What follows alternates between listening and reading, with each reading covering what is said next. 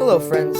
Welcome to the Truth to You Daily Podcast with Brother Scott. We are thrilled that you have taken time out of your day to explore with us God's timeless truth. Regardless of who we are, we all need the light of God's Word to illuminate our path for this day. And now, here is our youth pastor, Brother Scott.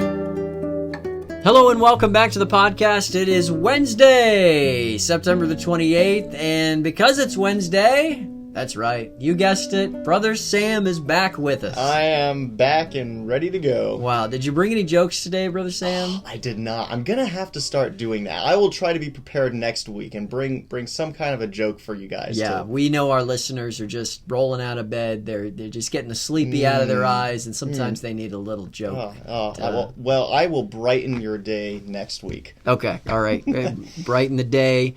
And the week, maybe. Who knows? Yes. Okay, all right. So let's get back to Proverbs 14 is where we are, but of course we have a memory verse that we are just dying to go over here. Proverbs chapter 8 and verse 11, "For wisdom is better than rubies, and all the things that may be desired are not to be compared to it." Again, Proverbs 8 verse 11, "For wisdom is better than rubies, and all the things that may be desired are not to be compared to it." You can say that verse tonight in your group time if you come to teen time. So I hope that you'll be there. Hope you get the points, say the verse. And more than the points, having it in your heart is important. Okay, so where are we? We are in Proverbs 14 and verse 15. Brother Sam, would you read the verse to get us started? Definitely. The verse says, "The simple believeth every word, but the prudent man looketh well to his going." Yeah, so this really launches a section of verses in which we're told about two very specific people here. And you'll notice throughout the book of Proverbs, right? I mean, it's just constant contrast, okay? It's Lady Folly, Lady Wisdom, you've got the simple man, you got the prudent man, you got all these people running around. Right. And we're trying to slow it down a bit, talk about who these people are, where their weak points are, and really to better understand the verse. And so that's what we're going to try to do here together. So let's start in verse 15. Brother Sam, what's happening in this verse? Sure. This verse is describing the simple man. It says that he believes every word. And when I see that, there are a lot of flashbacks that come to mind of my childhood. And unfortunately, not even my childhood. Just with me being gullible and believing some things. Yes. One specific story comes to mind. I had just gotten the Nintendo Wii. I was probably like 10 years old or whatever, and I was playing Super Mario Galaxy, one of my favorite games, and I was like, oh, I really wish I could ride Yoshi. They don't have Yoshi in this game.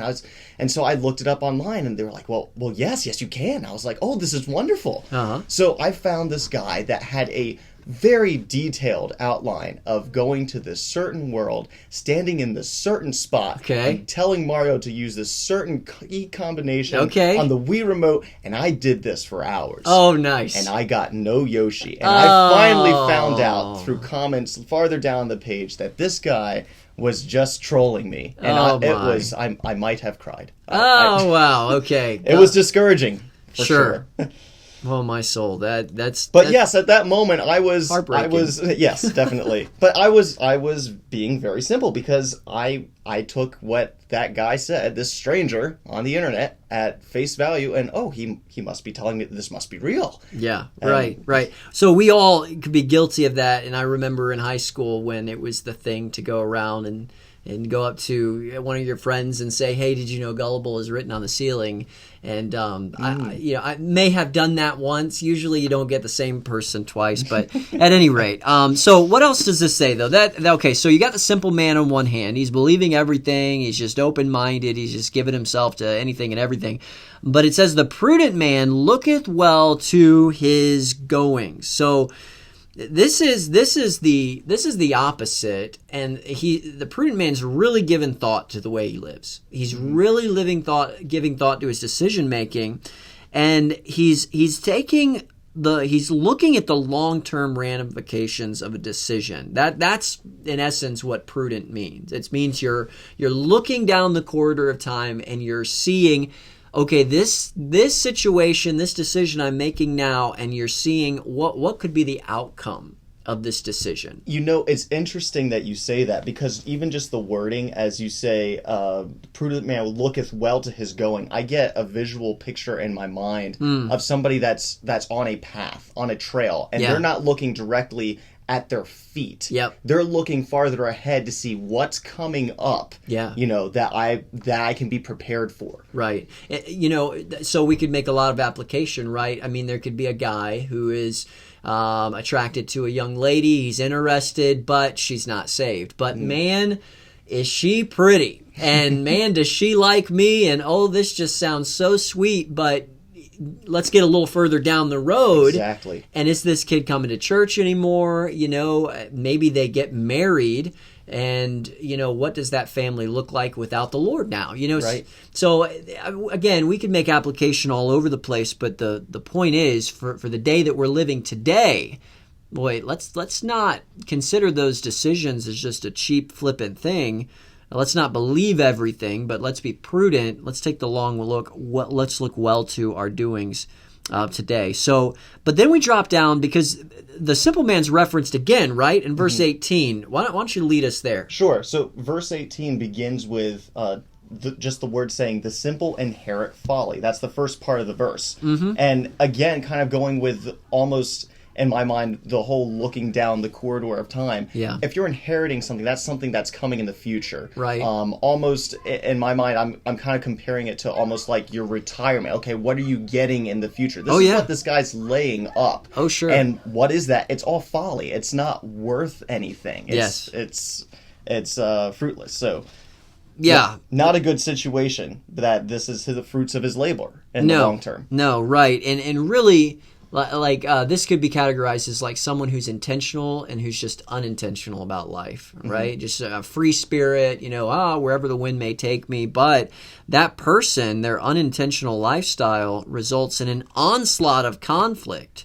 Whereas the prudent man, let's keep reading verse 18, what's going on there? Well, the man who takes thought, to the end result of that decision.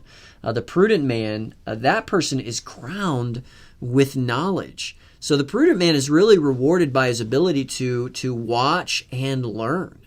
That person who is going to benefit from the knowledge that he's received, or the learning that he has received. Now I've collected wisdom, I've collected knowledge, now I'm intentional about the way that I live, and now that's going to reward me down the road. Right.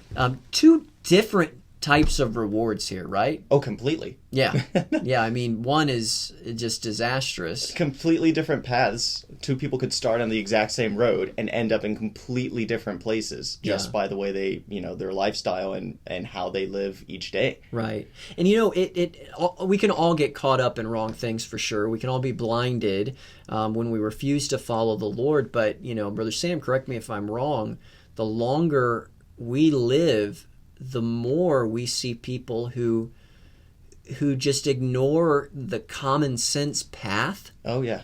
And just get caught up in conflict after conflict.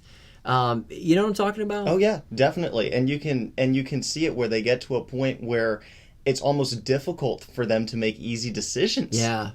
And you just kind of see it from the outside, like, how does this person get to that point? And they at times look back in their life and say, how am I at this point now? Yeah. But it's from those little decisions that they make every day that put them on the wrong path. Yeah, right. Okay, so big picture here, what's our big takeaway when it comes to the simple man, versus the prudent man? What would you say? I would say the biggest thing for me personally would be asking God for wisdom, knowing I can't do this on my own. Yeah. Every single day I need to ask God for wisdom to not be simple, to be prudent, to look ahead, and just to follow His will for each day of my life, because it's those little wins that you have each day that help you grow as a Christian. And it's not a decision that you make one time and okay, now I'm going to be prudent for the rest of my life. Right. It's every day, and it's a growth process.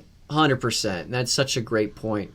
Unfortunately, our time is gone. Sometimes I feel like these segments could keep going, but our people only drive so far to work. That is true. So we need to get to our teenager of the day. It's Maya. We're praying for Maya today. So let's take some time as a youth group family to pray for her and just really seek in regards to wisdom, right? I mean, that's what we're all seeking. Hopefully that's what we want. Let's pray the Lord gives Maya wisdom today. Brother Sam, as always, thanks for being here. Oh, and look forward to maybe hearing one of those jokes in the future. I will be working on it all week long. All right. Take care, our listeners. And again, it's been a pleasure, Brother Sam.